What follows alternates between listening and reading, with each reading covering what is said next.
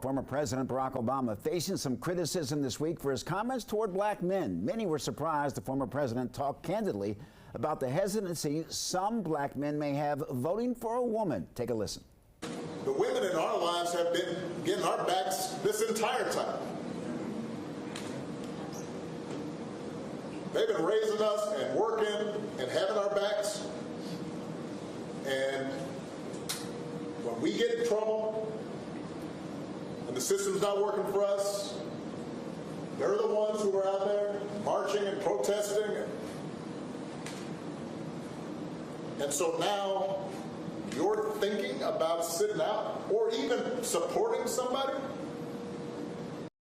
And Cheyanne Daniels is the politics and race reporter for our media partners at The Hill. Cheyanne, welcome back to Capitol Review. Thank you so much for having me. Talk about President Obama specifically addressing black male voters, especially black male voters who are supporters of President Trump. He was basically telling them that they should reconsider voting for a man who has a history of racial comments. Your thoughts? Yeah, so that's exactly right. We heard former President Barack Obama at this campaign stomp for Vice President Harris sort of chastising black men who don't want to support the vice president. And there was a moment where he seemed to insinuate that it's because black men, or these black men who are supporting former President Trump, don't want to support a woman.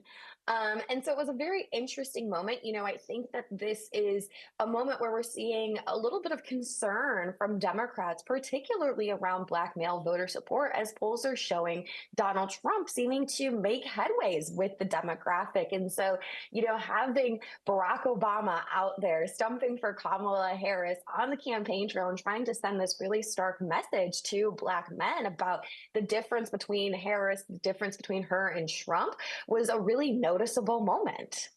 Cheyanne, were you surprised the former president even went there, so to speak? Historically, he's been measured not only in what he says, but what he does.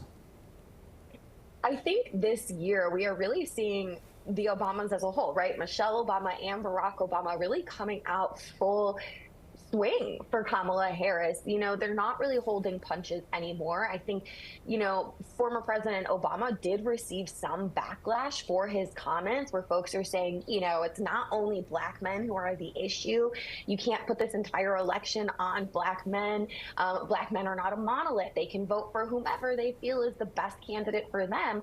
But I think we are really seeing the Obamas stepping into this race in a way that we didn't see them step into the 2020 race. And they're really trying to do what many black leaders and advocates are saying right now, which is that this race, this year's election, is so critical for black voters. I think a lot of people struggle with black male voters. Can they support a president who has conservative policies and not necessarily support some of the things that he says and does, just like other voting blocs say that?